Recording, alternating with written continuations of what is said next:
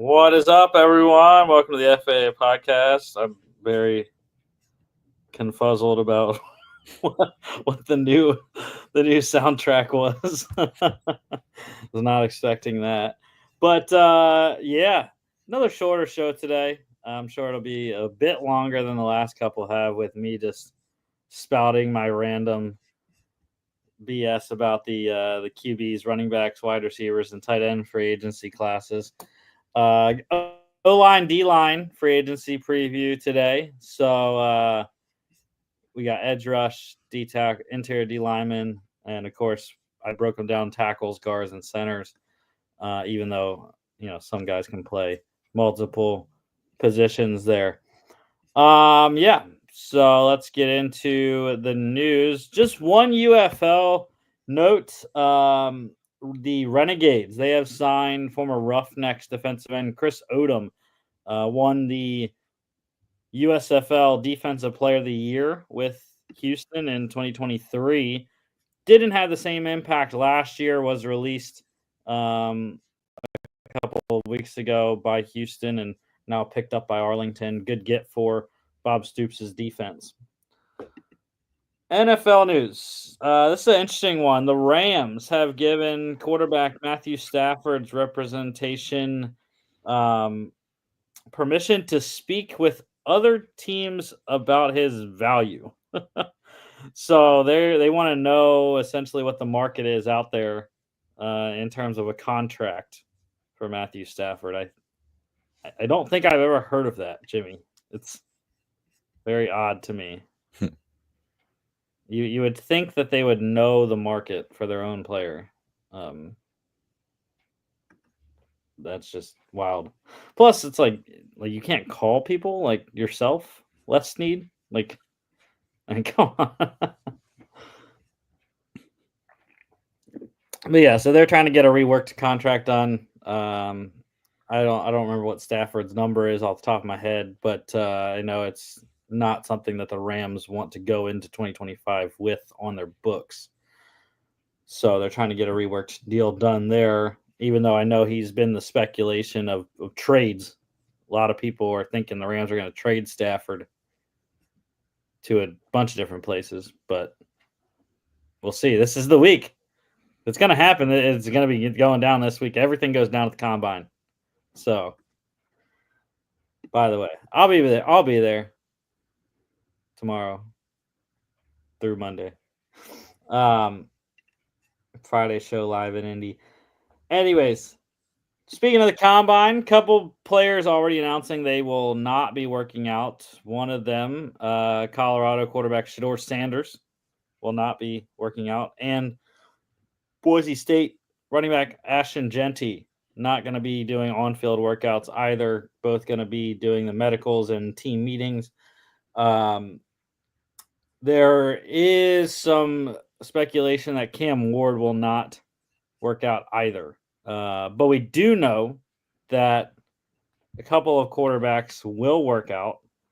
I think Will Howard is one of them.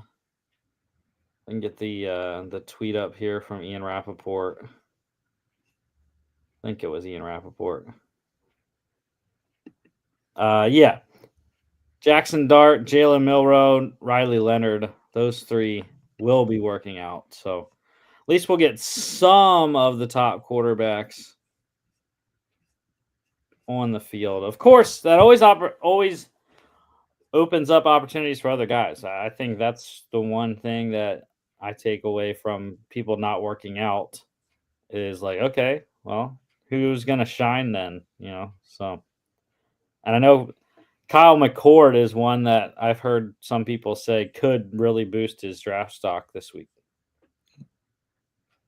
The Panthers, interesting decision by GM Dan Morgan. They announced they will not be re-signing essentially face of the franchise linebacker Shaq Thompson. So he will become a free agent for the first time in his career. I believe 7 seasons so far in Carolina. Could be wrong, but he's been pillar of the defense for a while. Since Luke Kuechly retired, it's been Shaq Thompson in that linebacking core, and Yeah. Turnover in Carolina, starting with Shaq Thompson moving on.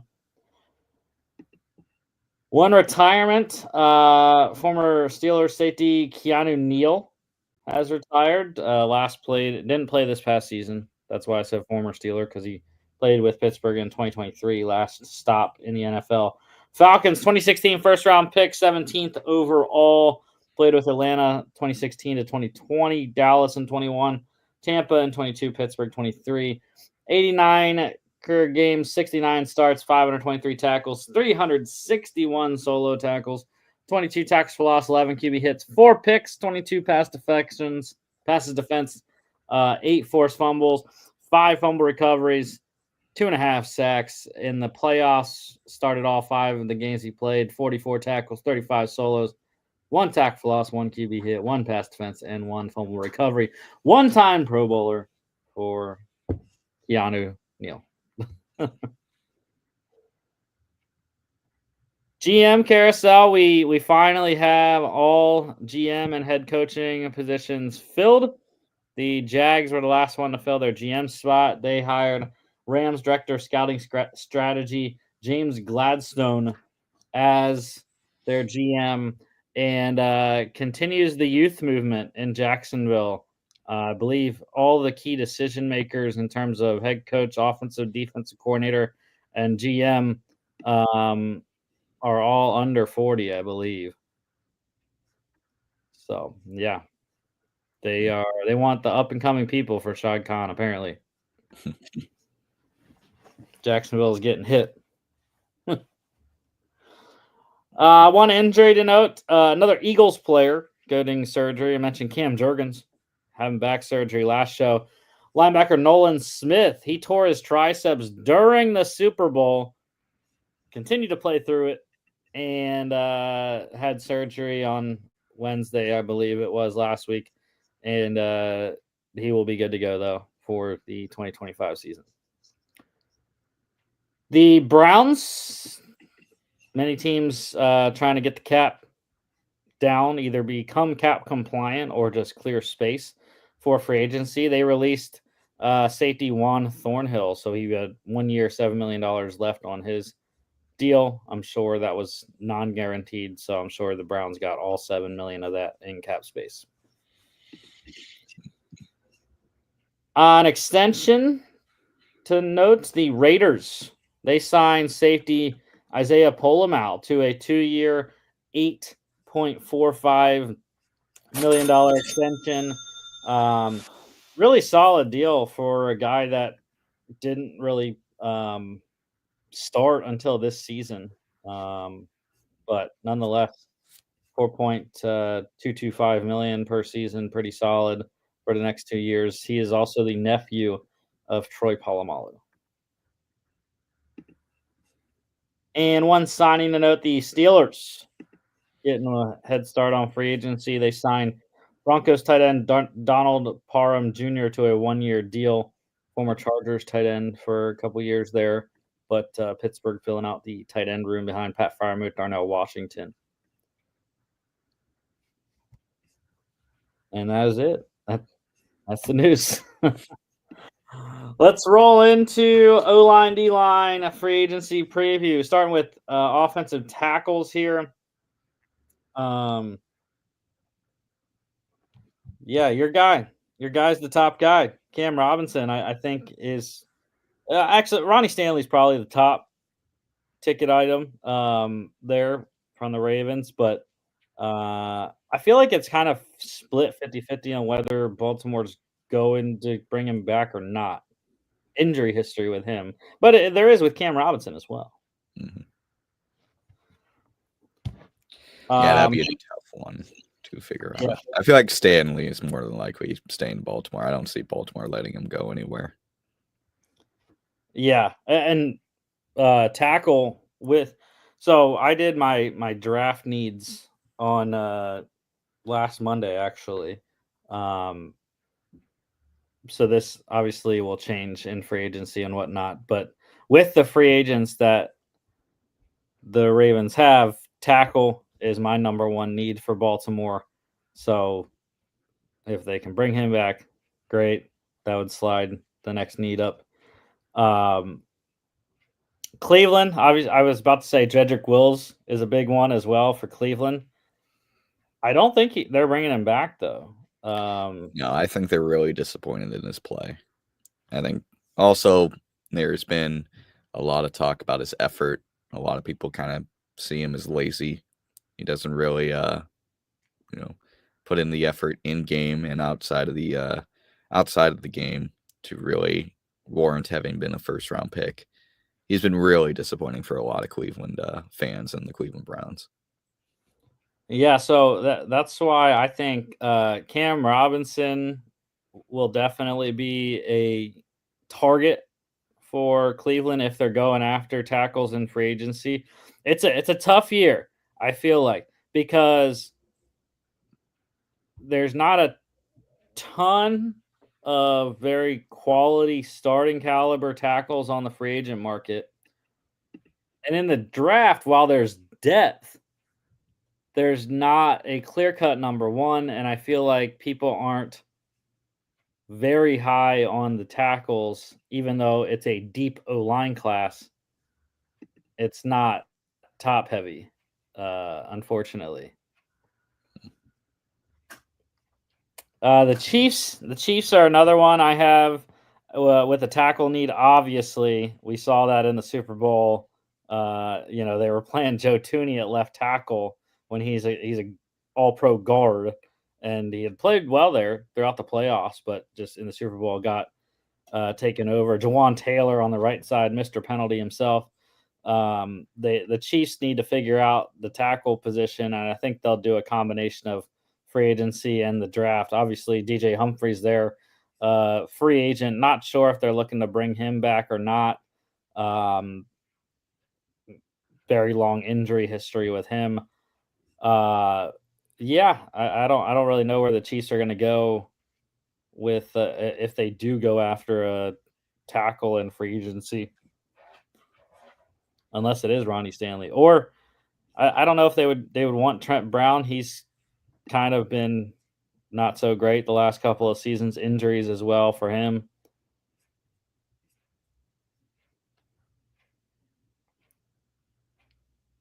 And then the only other team I have with tackle as the number one need is the 49ers. They need to get someone, and I'm blanking on his name. Why am I blanking on his name? The left tackle. Trent Williams. I knew it was Trent. But they need to think about that sooner rather than later. It's, I think, uncertain on whether Trent Williams is going to return next year.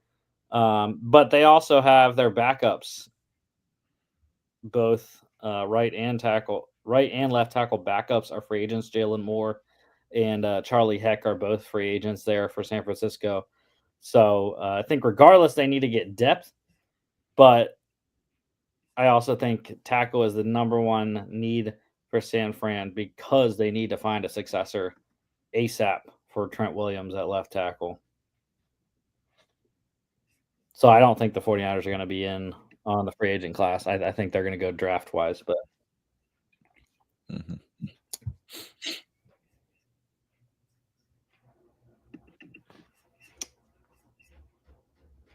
Any sleepers? I'm thinking. I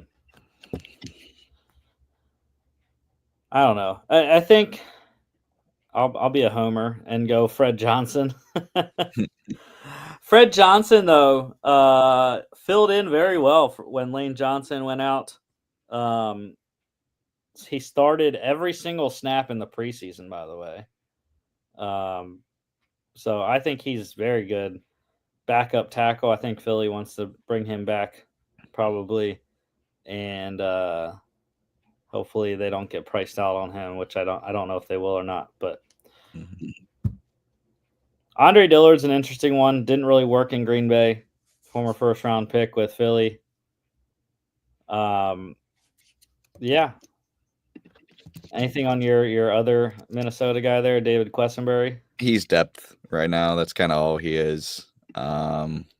He was really just kind of brought in to kind of just stabilize the depth. He came in when injuries were taking place. There's nothing really special, I would say, about his game. A couple sleepers. I always forget how to say his name from Tennessee. Dylan Raduns. Is that how you say his name? Raduns? Raidens, Radens. Yeah. He's only 26. I mean, he hasn't been bad. He hasn't been fantastic. former But second pick. Yeah. yeah, I mean, he's solid. I mean, he's only had 5 holding. I'm looking at the stats right now. 5 holding penalties in his career. 54 games, 31 starts. Has a false start penalty issue. He has like 14 in 4 years. He had a horrible 2023 where he had 9 false start penalties. So he had a bit of a problem there, but 20 career penalties. If you take away 2023, he only has 9. I mean, it's not bad. I think he could be okay for any team just kind of looking for more depth and a little bit of surprise, especially considering how bad this team's offensive line is. But I think this guy is fine from the Chicago Bears, Larry Borum. I think he could slide into the interior and be okay in that position. Similar to, Reduns, he doesn't get penalized a lot. 4 seasons in his career, 27 starts, only 12 penalties in his career. I think he could be decent depth. Those are the two I could see. And, like Dylan, he's only 25. Dylan was 26. So he's 6'5", 333. He's a big guy. You can move him around the line. I think Borum and Reduns, I think, could be kind of sleepers, guys that teams could take a look at, mid-20s for both of them, have had some starting experience. I could see it. Yeah, I think 2 other teams to note on this. Mentioned Cleveland already. Miami has a bunch of tackles in free agency right now. Kendall Lamb there, Isaiah Wynn, and then Jackson. It's supposed to be Carmen. So they're a team that I think might need one, and I didn't actually have tackle as a need for Miami. I think I liked whatever they had with Austin Jackson and company. The Rams is another one, though. Joe Noteboom and Alaric Jackson, both free agents there. I think LA could be in the market. Connor McDermott there up top on the right-hand column as well. The Rams, I have tackle as their second need behind corner. So definitely think they're going to go after a tackle early, whether that's free agency or the draft. All right, on to guards. Really, there's only one big ticket item, and that's Trey Smith with the Chiefs. Most people expected anyways, that he's going to get tagged soon. The window closes on the 4th, I believe. So it's coming up soon, right after the combine, the franchise tag window closes. So would not be surprised if Trey Smith is franchise tagged. He's, like I said, by far the number 1 guard in free agency. But I think I really do like the guard market as opposed to the tackles. You got a bunch of guys that can step in right away. I think Will Fries is a good one. Brandon Sheriff's been doing it a long time. Kevin Zeitler, kind of the same thing. James Daniels can play all 3 positions inside. Patrick Bakari is an excellent player for Baltimore. I think they're going to want him back. Will Hernandez is a veteran. I'm a big guy on Nate Herbig. He's played for both the Eagles and the Steelers, as well as the Bears in his career. Cody Whitehair is an interesting one. He could play all 3 positions inside. Your guy Dalton Reisner, pretty solid in Denver. Or no, he was not in Denver first, was he? I think he was in Denver. Yeah, I was going to say he went Denver to Minnesota. Yeah, thought so. He's a really good run block guard. Not very good in pass blocking. That's kind of where his skill set is. Yeah. Another Baltimore guy there, Ben Cleveland. Tevin Jenkins, former second-round pick of the Bears, can play all three positions inside. The two Miami guards, Eichenberg and Robert Jones there. The Philly, I don't know why they classified Jack Driscoll as a guard on Spot Track, but that's what they classified him as. He can play both. I think of him as more of a right tackle. And then, yeah, Cade Mays, restricted free agent with the Panthers, so they'll have his rights. But in terms of teams with guard, I only had, two. I only had two teams as the number one need with a guard. And first one's Jacksonville. Like I said, Brandon Sheriff. That's a big hole there. I believe right guard is where he played. So I don't think they're going to bring him back. I don't think they want to pay him. They have other guys they need to pay coming up. So I do not think he will be back in Jacksonville. And they have Blake Hance there as a free agent as well. Cole Van Lannon is a restricted free agent, so they could get him back. But, yeah, I think guard, they need to protect Trevor Lawrence inside as he comes back from injury. Jacksonville's a big one that I think if they do go after, if they want to go after a guard in free agency and go a little bit younger, I would not be shocked if they make a run at some of the younger guys in the second tier, kind of like Dalton Reisner, Mekhi Becton, Tevin Jenkins, Liam Eichenberg, those kind of guys. And the only other one I have is the number one need, the Eagles, because of Mekhi Becton, which what I've heard is the Eagles' strategy is going to be re-sign Zach Bond, re-sign Mekhi Becton, and let Josh Sweat and Milton Williams go. Those are the big four free agents for Philly. And I think they want Mekhi Becton back. He's an interesting one. I'm not sure what his market's going to be because he only has that 1 year at guard. But, worked out pretty well for him on the way to the Super Bowl championship. So, yeah, I would love Mekhi Becton to come back at guard, but that is a big hole the Eagles will have if he does not come back to Philly. Mm-hmm. Yeah, those are two teams I can definitely see a need. I think another two teams, maybe not the first need, but definitely a need for both of them. Both of them NFC North teams, Vikings and Bears. Both these guys definitely need better interior. I could see. Yeah. I've heard a lot of rumors about the Bears really want to be aggressive for Trey Smith. I heard that's a match that a lot of people are pretty interested in seeing. I could see it. I could see them getting Smith or Scherf, maybe even Zeitler. He's a little bit, on the older side, Scherf and Zeitler, but that makes a lot of sense for the Bears. Vikings, kind of the same thing. I don't think they're going to go big fish hunting for like Smith, but I could see them going for like a Herbig or Becton or a Whitehair. I think they're a little disappointed in the performance of guys like Reisner. Quessenberry stepped in a little bit, but he wasn't very good. Ingram wasn't good, and Bradbury, I think, has not played up to a first-round pick center kind of game. So I could see the Bears and Vikings being kind of aggressive in this market. Bears probably a little bit more aggressive. Vikings probably getting a little more conservative with their pickups, but yeah. Yeah, now that you say that, I didn't have guard as the Bears' number one need, but I had interior offensive line as their number one need. So guard center. So yeah, definitely agree with Chicago. You see that Tevin Jenkins, Matt Pryor, both free agents there. So yeah, Cody Whitehair, former Bear. Like I said, can play all three. But yeah, I definitely think the Bears are the number one team for Trey Smith. If he becomes available, even in a trade. When you look at it, the Bears here,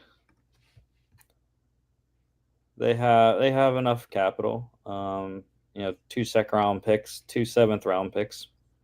Don't have a 4th rounder, but they got all their picks the next 3 drafts. So yeah, could see potentially a tag and trade if that Ryan Poles wants to execute that. But yeah, like we do with the tackles, I think guys that could surprise some people on the market. The if you want to classify Jack Driscoll as a guard, sure, go ahead. I think that's the guy. Mekhi Becton, I would not be shocked like if he gets a big money deal based off his performance this past year. Uh, Other than that, Patrick McCarry, I think could surprise some people if he leaves Baltimore. And don't forget about Will Fries. Will Fries, I know I have him at the top there, but I think Indy is going to want him back.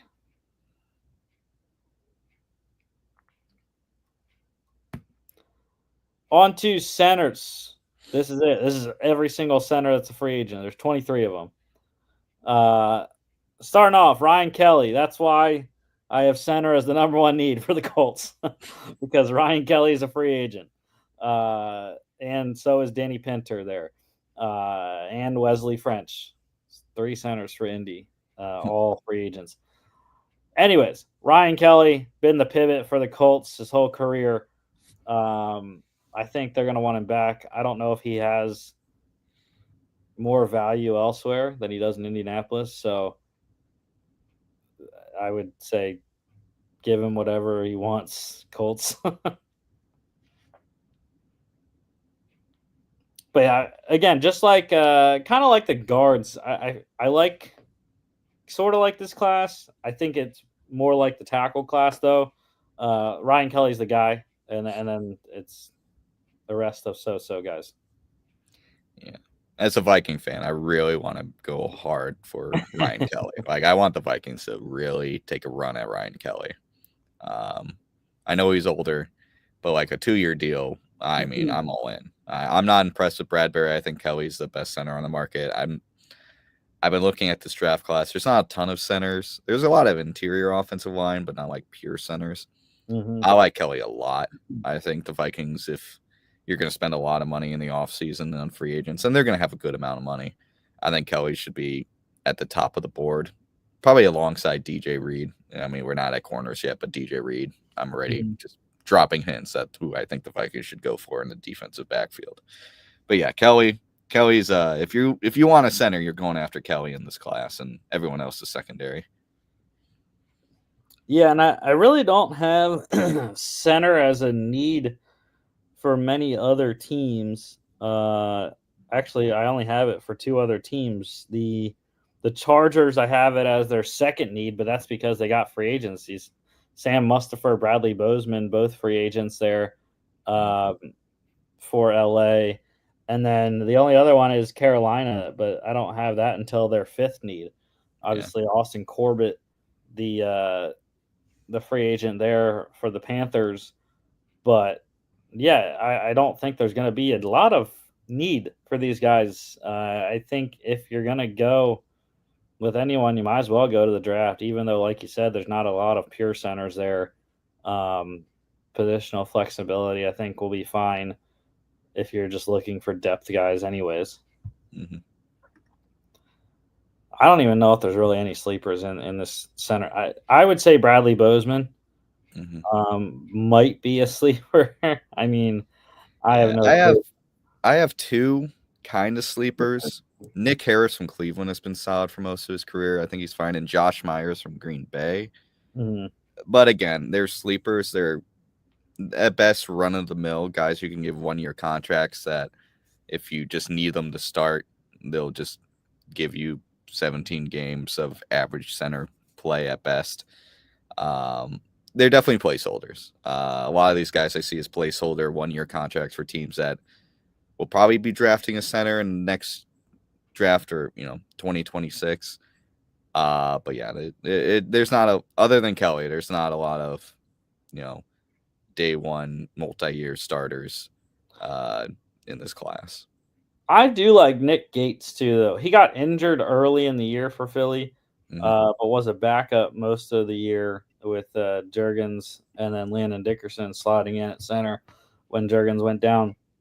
But Nick Gates was signed for the Eagles to be a competitor for Cam Juergens with him coming into the first year as the starter. And then he played a bunch of games with Washington before he came to Philly. And yeah, I think he would be a solid option for anyone that needs a year or two of center play. And of course, you got your guy, Dan Feeney there. He's depth at best. That's what he was brought in for. I don't think he ever saw the field. He's a guard, though. I don't know why Spot Track classified him as center. I don't know. All right, interior D-line. It's wild. This free agent class plus the draft is just, there's going to be a lot of money spent on defense this year. Mm-hmm. Especially, I think teams always overreact to the Super Bowl. We saw what happened in the Super Bowl. Saw what happens when you have a great defense. And that's why defense wins championships, as they say. But you have to have a good pass rush.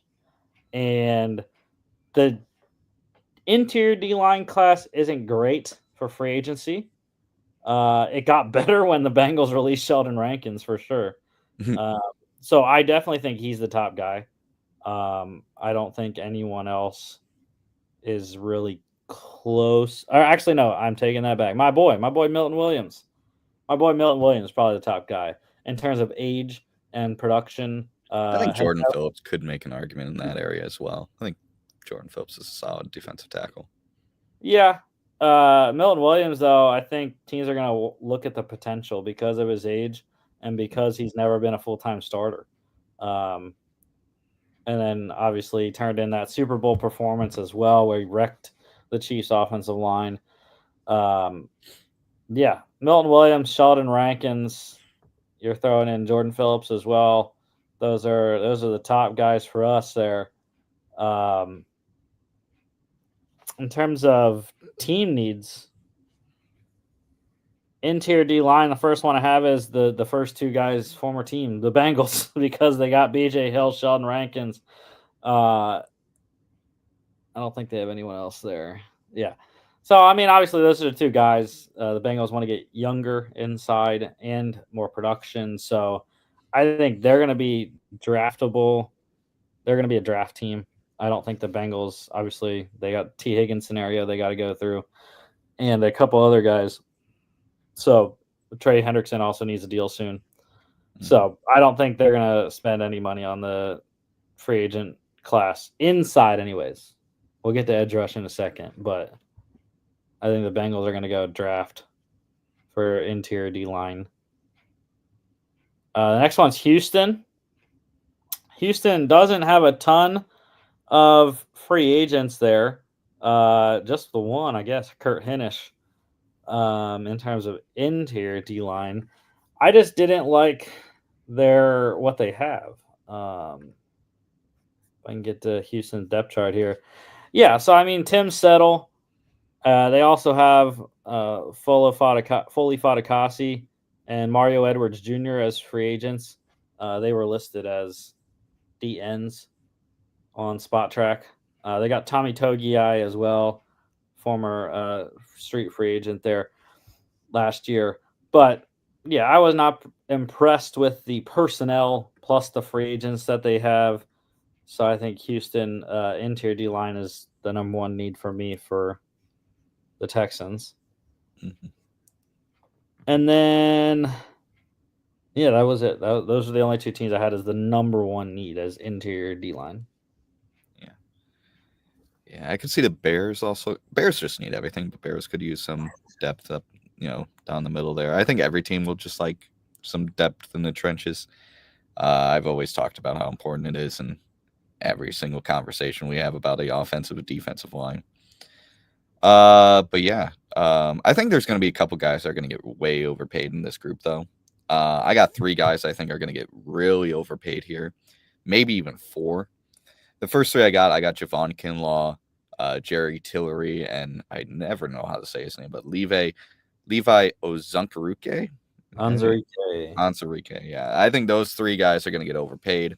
I think Kinlaw, he had a pretty decent season after many considered him to be kind of a draft bust. Kind of same with Tillery. Tillery had a very solid season in Minnesota. Mm-hmm. Levi, I mean, he played really well on that Detroit defensive line. And then the 4th, Maurice Hurst. I think a lot of people are going to think he's a sleeper and give him more money than he deserves. And he's going to turn out to just kind of be mediocre, but he's okay.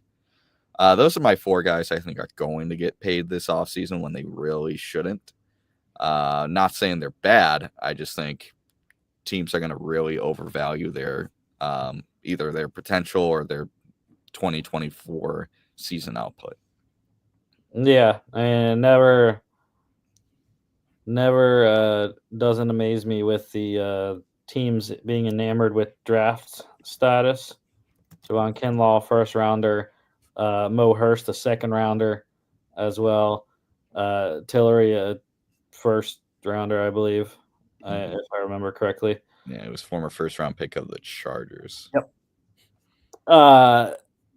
I do have another team with actually a couple teams with a second need as interior D line. The first one of those is the Cowboys because of Osa Odighizuwa being a free agent. That's a big hole for them. Linval Joseph obviously is a free agent there as well. He apparently wants to keep playing. So he's going to move on, I guess, to another team somewhere. But Odighizuwa is the biggest one for Dallas. They got to try to get him back if they can. Otherwise, they need to find someone else. And I would not be shocked if they are a Javon Kinlaw kind of team. Seems like he would make sense for Mike Zimmer's still there, I believe. I think they kept him on as DC.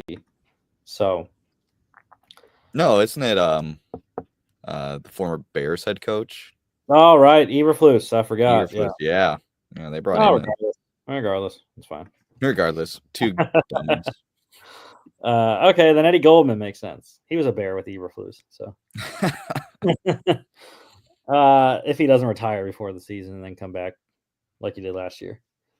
And the other team that I have as a second need as interior D line is your boys, the Vikings, because of free agents. Jonathan Bullard, Jerry Tillery, free agents. Jalen Redmond. I have no clue who Taki Taimani is. He's a fan favorite. The 7th rounder last year, Levi Drake Rodriguez. That's what they got.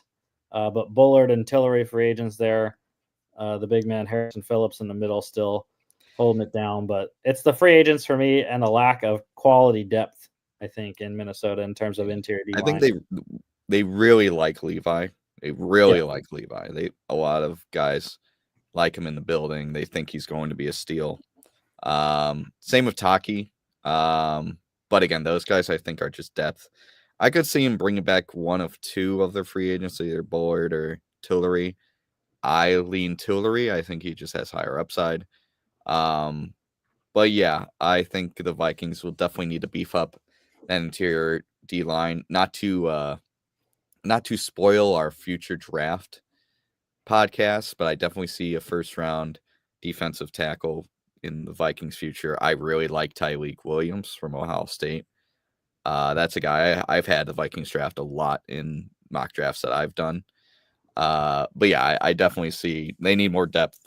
They like Levi. I think Levi comes back. They like Taki. I could see him re-signing defensive lineman on another prove-it deal. I think Tillery makes a lot of sense unless the team really is enamored with him. But yeah, Vikings, I think they should definitely be looking into this draft class, maybe even using their first round pick on an interior D line. So yeah. One guy talking about the Vikings, it just I don't know why his name just looks good to me. Quentin Jefferson. Quentin Jefferson's been a solid player throughout his career in Buffalo. Yeah, we like our Jeffersons in Minnesota. So yeah. So veteran guy would cost more than the younger guys, but sometimes it's better to do that. A couple, maybe one or two other guys here. I'll just go with one. I already talked about a Diggy Zua there. The one guy that I think will get paid more, a lot more than I think people will think of, Roy Lopez, man. I'm a big fan of Roy Lopez. He's done a great job in Arizona.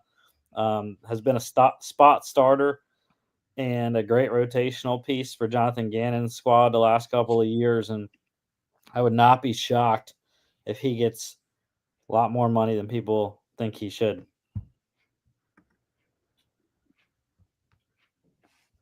All right, on to edge rushers. That's what everyone wants to talk about. Everyone wants to talk about Abdul Carter this year. But this edge class is loaded. Yeah, if you have a need, this is the time to pay. And I have a ton of teams with need Mhm. at edge. So I feel like the top is kind of questionable though. These guys are in no order. Spot Track has it listed by previous AAV. So whatever their last contract was, however much they were getting paid per year, that's what they filtered it as. So Hassan Reddick, though, interesting. Like, what is he going to get? I think he's going to get a 1 year deal somewhere. Yeah, the problem with that is, though, will he want to go to a team on a 1-year deal? He kind of threw a fit with the Jets because of it. Well, he's going to have to. I don't think I. I mean, I'm sure there is a GM out there that would do it. But I personally would not. I would make him sign a 1 year deal, and then cool, you get 10 plus sacks like you did every year in Philadelphia. Cool. And Arizona, and then sure, we'll sign you to a long-term deal. But Mhm. not until then. Uh, give him a 1 year, $13 million contract, and let's go. Very low, I know. But when the top of the market's like 25 or whatever it is, 30. Anyways, Khalil Mack wants to keep playing. Not going to be with the Chargers, so he's going to be on a 1 year deal somewhere. Matt Judon, I'm not sure what his market is. He's another older guy. Would not be shocked. I think the Falcons are going to want him back, though. The big ticket item, I think, just because of his Super Bowl, is Josh Sweat. I mean, you can talk about DeMarcus Lawrence, but he has injury issues. Josh Sweat doesn't. Josh Sweat really hasn't been injured in his career. He's also like his teammate Milton Williams, though. He's never really been a starter, pretty much just because of how often Philadelphia rotates their pass rush. So, but I mean, 2.5 sacks in the Super Bowl was a great lasting impression for his free agency value, and I think he's going to get the most money out of anyone for sure. Mhm. And he's only 26, I believe. Former 4th-round pick. Something like that.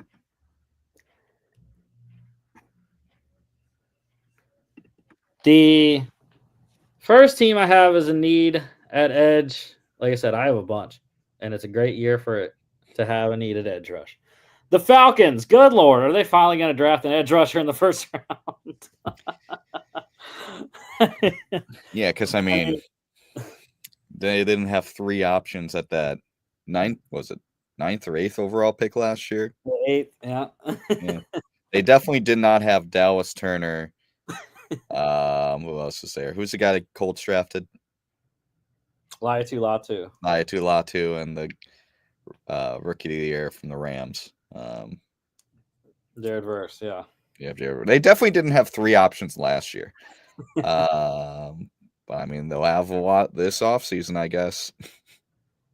I think depending on the money, I don't have the cap in front of me right now, but depending on the money, why not go after Hassan Reddick? I could definitely see the Falcons doing that, but it's also because of their free agency. You see Matt Judon, Lorenzo Carter is a guy I've heard they really want back. And then Kentavious Street. Again, it's very, very odd how Spot Track classifies some of these guys, because some of these guys classified as D end, but in the edge rush, it's weird. Like Kentavious Street, John Kaminsky, the D end ish guys, but I think more like 3-4 D ends than 4-3 or 3-4 outside linebackers. The next two NFC North squads here: Lions, Packers. Lions, obviously, they've needed someone opposite Aiden Hutchinson, and because of Hutch coming back from that injury, I think he's going to be pretty good. I think he might be good by minicamp, actually. But they've needed someone opposite. I think it worked for a little bit this past year with Zadarius Smith, but you see that Marcus Davenport got injured once again in his career. John Kaminsky's free agent, and that's why I definitely. And actually, I have a second page of edge rush too, because there was just so many. There was 111, I think, edge rush guys available currently. That's before teams start cutting guys, but yeah, Detroit is one that I definitely think needs it. Yeah, they need a partner with Hutchinson, especially with him coming back, and Davenport did not work out. Yeah. Like all Vikings fans said, he would play decently for like 2-3 weeks, and then he'd disappear to the injured list for the rest of the season, as he did. Yeah, and the Packers, I think I was kind of harsh, maybe putting edge rush as their number one need over interior offensive line. But, Rashawn Gary has become a good player. Lucas Van Ness is still young, going into year 3. But, I don't know. I'm not that high on Kingsley Enagbare. I know you probably know him better, but had a decent season, I think. Brenton Cox Jr. is a quality depth player. I don't know. I just think the Packers need more from the edge rush. That's why I had it as the number one need. Yeah, I kind of see the edge rush position kind of in a similar vein as their wide receiver position. They just got a lot of young guys that like look projectable, but then they get on the field and it's like, okay, something's missing. Like you look at their wide receiver group and it's like, oh, this is really good group of wide receiver 2s and 3s. And it's like, okay, none of these guys are game breakers. And I look at their edge rushers the same way. It's like, oh, these are really solid depth edge rushers, but they're not going to break the game open. Like Luke Van Ness has not exploded onto the field, even being a first round pick. And by year 3, it's like, okay, can you just like start being that guy that we drafted in the first round? Like, how old is he now? I'm going to look this up. Like he's 23. He was drafted pretty young, but at 23, it's like, come on, can you break out? Can you get more than 4 sacks in a season? Like he legitimately had a better rookie season than he did this last year. It seemed like he took a step back. At like year 3, year 24, it's like, can we start seeing that first round upside? Can we get 5+ sacks?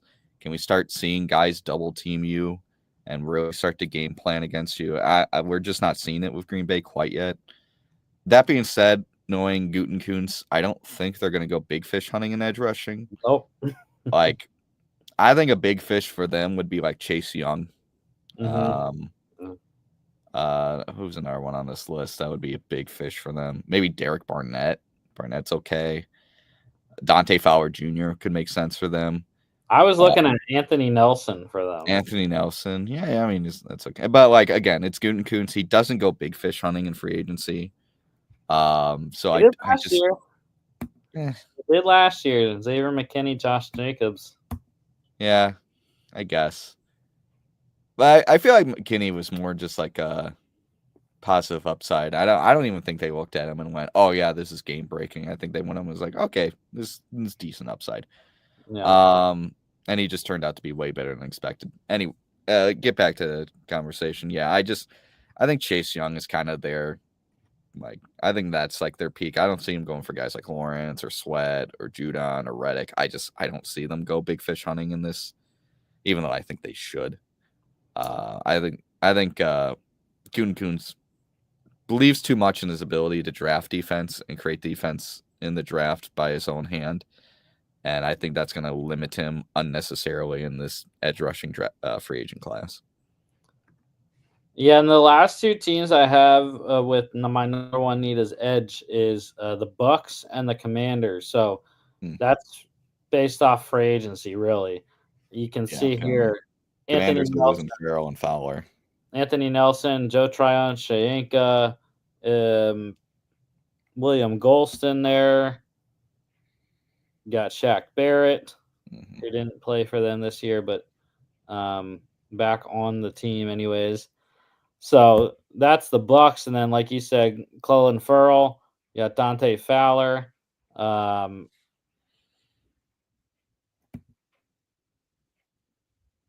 don't see any other one. Yeah. Well, those are the big ones though. For Washington anyways, and Washington is one that they need to get younger anyways. Yeah, I could see them just letting Fowler go because of age. Line. They signed Dorrance Armstrong last year, bringing him over with Dan Quinn from Dallas. Jalen Holmes is another free agent at the DN position. They got the 7th rounder from last year, Javonte Jean-Baptiste, on the team as well. So, yeah. Do you think a reunion with Washington and Chase Young maybe in the books? I don't think so. I think they know what he is, even though it's a different regime than the one that drafted him. What I think, I don't think Washington's going to go big either. For the edge rush guys, potentially though, if they would, DeMarcus Lawrence, obviously, the Dallas connection with Dan Quinn, I could definitely see if Dallas doesn't bring him back that Washington would go after him. Another kind of guy, I wouldn't be shocked they bring Fowler back. I really wouldn't. He had a good year there. But I also like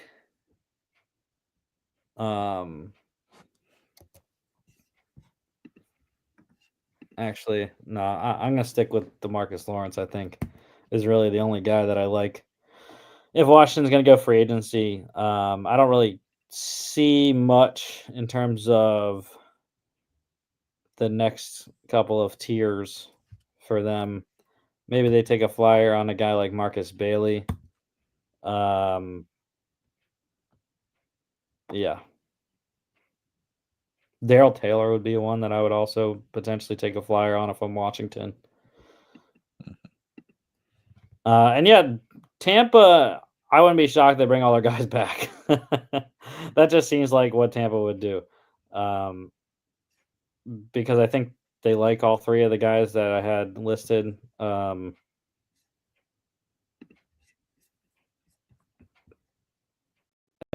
yeah, they're not game breakers, I don't think. Tryon Shayenka has been kind of a bust of a draft pick. Anthony Ellison, I love him. He's a worker. Rotational piece, can give you 4 or 5 sacks a year. Same thing kind of with William Golston. But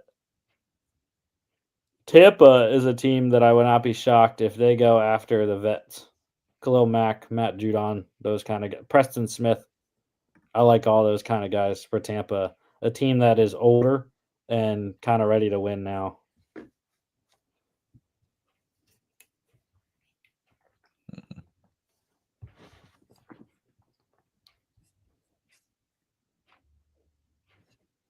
All right, last thing here. Sleepers for the edge rush class. I got a bunch. I got a couple. I got off the top of my head Emmanuel Ogbah from Miami, very solid. I think he's really good. Josh Uche from Kansas City. I think he can be really solid.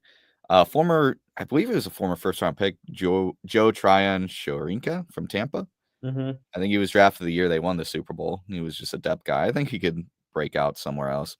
LJ Collier from Arizona. I think everyone's kind of overlooking. I think he's really solid. And I mentioned him earlier, Derek Barnett. I believe he was a former first-round pick of the Eagles. Yep, I was He there had when an he was okay drafted. season drafting you. I was there when he was Uh, drafted in 2017. yeah, he was the Sam Bradford pick, if I remember correctly. That was the Mhm. pick the Vikings gave up to get Sam Bradford. But yeah, he hasn't been like he doesn't blow anyone away. But I like Barnett. I think Barnett. So those are my four: Agba, Uche, Collier, and Barnett. I think those guys, they're not going to demand a ton of money compared to other guys in this class, like Judon, Reddick, and Sweat. But I think you're going to get a lot of good play from them. Another guy, kind of under the radar. I don't think you're going to get too much from him, but he's a decent depth. Right there, Al-Quadin Muhammad from Detroit. Mm. I've always liked him. I liked him a lot in Indianapolis. Yeah, I think he's very good depth. I think, how old is he? I'm going to look this up real quick. 28, I believe. 28. So, I mean, Something like that. Am I right? Tell let me me I'm look. right. I'll tell you. Yeah, he's 29 years old. He's going to turn 30 in March. But, like, I mean, 30 years old. He played 9 games for Detroit this year, had 3 sacks. I mean, career high of 6 in Indiana. His last year in Indiana. I mean, he's depth. I think he in the 9 games he played with Detroit, he proved that he deserves at least a look. I think he could be a decent sleeper. I think you can get him in the building on a minimum, and he can give you a sack and a half to 2.5 sacks pretty easily. I like him. I think Muhammad is a definite sleeper in this. So those are my 5. I would say guys that you can get pretty cheap in our sleepers: Agba, Uche, Barnett, Collier, and Muhammad. I think those 5. I think if you don't want to break the bank, but you got to get better at the edge position, I think a team could easily get these guys on the cheap. Yeah, I already said one of mine was Anthony Nelson. Love him. A guy that has had a couple of really solid seasons. Solomon Thomas, former first round pick, Hmm. has done well with the Jets the last couple of years. My boy, Dennis Gardeck. I love Dennis Gardeck. He's been a beast as a rotational edge rush player for Jonathan Gannon in Arizona. You pair him with Roy Lopez. Those 2 Cardinals players I think are going to be shockers in the free agent market. You look at a former first round pick, Peyton Turner, really didn't turn out well in New Orleans. See if a change of scenery means something different for him. Azeez Ojulari, love my Georgia boy with the Giants. He's had some production, just hasn't put it all together, has some injuries as well. Brent Urban, he's an interesting one. I think of him more as an interior guy, but he's like 6'9". So special teams comes into play with him. He's blocked like 5 kicks in his career because of his length inside there on field goals and extra points. And then you go to the second page here. Malcolm Kuntz. Malcolm Kuntz, I think someone's going to break the bank for him. Was injured before the season even started last year, but in 2023 bursted on the scene opposite of Max Crosby. Had a great year. So I really think Malcolm Kuntz is the biggest sleeper of the edge rush free agent class this year. And then just one other guy. I like Cameron Good. I know he's an exclusive rights free agent with the Dolphins, so that means essentially he's going to be back in Miami. But I think he stepped up well when the Dolphins had the injuries that they did last year at edge rush, and the previous year as well. Good, solid player, undrafted guy a couple years ago out of Cal, but can give you some solid play in the depth game. A guy that everyone seems to be enamored with, by the way, Jacob Martin, the Bears. He's been traded like 4 times in his career, or at least twice. I know he got traded from the Broncos to the Jets and the Jets to the Bears, maybe one other time as well. But he's a guy that teams like. I don't know. He just keeps getting traded places. I mean, if you're traded that much, teams must not actually really like you. I mean, he's the same age as Muhammad. He's But teams 29, value him enough to trade for him. I guess. But like, this guy's never had more than 4 sacks in a season. I know. I don't know what people are enamored with. He's never been a starter. Never. He hasn't had a start since 2021. Yeah. Jeez.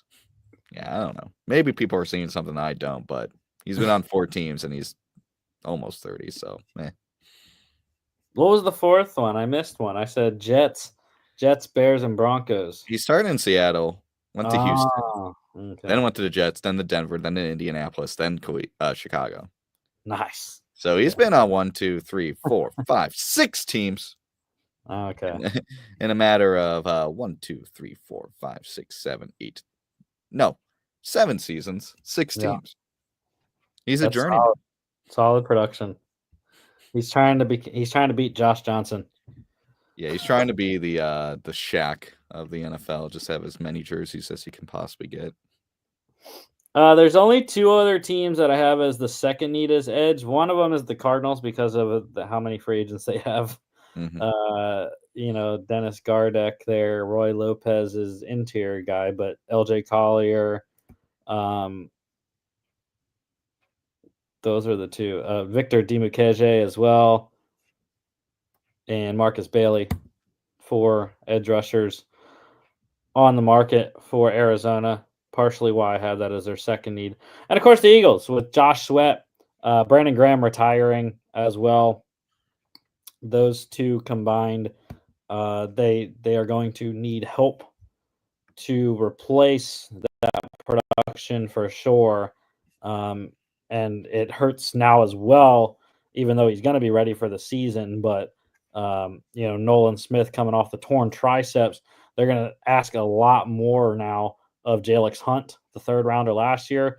They haven't gotten anything. They didn't get anything from Bryce Huff, the big ticket free agent last year. So those 2 guys are going to have to step up if Bryce Huff's even on the team. It's a big if. But Jalix Hunt, I think you're going to see him step into a starting role, especially after his Super Bowl. He had an awesome Super Bowl. I think I don't think enough people are talking about how well Jalix Hunt played in the Super Bowl. But I was really surprised at how much he played for one, probably because Nolan Smith got injured. But yeah, I think Jalix Hunt, that was a great launching point into 2025 for him. But yeah, the Eagles are going to need some depth, and definitely are going to, I think, go after the draft, and probably one of the second or third tier guys here. I don't know. Bring my I want Dennis Gardeck in Philly. He's like Andrew Van Ginkel. He's got the long hair. I think he still has it. But yeah, wouldn't be shocked if Howie Roseman brings back his boy Derek Barnett. Other than that, steal from the Giants, get Azeez Ojulari, another Georgia boy on the defense. Why not? Can't ever have enough. And if the price is right, I mean, Malcolm Kuntz would be a big free agent for the Eagles. Yeah.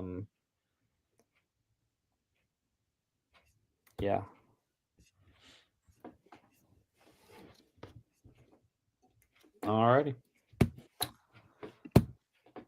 That's the show for today. We made it to an hour. That's all we could do. Couldn't believe it. This was the most free agents that we're going to talk about because we had so many guys in a million different positions combined into O-line, D-line. But yeah, next week we talk all season week 4 because we call this week Combine Week instead of all season week 3. All season week 4 next week. We'll wrap up our free agency previews with the safeties and specialists preview. I know you're very excited to talk about kickers and punters and long snappers in free agency, Jimmy. Hey, punters are people too. Well, luckily the Vikings don't have to worry about the long snapper in free agency signing DePaula to an extension there or whatever. Greatest long snapper in NFL history. But yeah, and then this next Monday will be our second mock draft show of the off season. We're going reverse draft order, so we're doing Eagles Chiefs Super Bowl mock draft on Friday, and then we will do our second one next Monday, Bills Commanders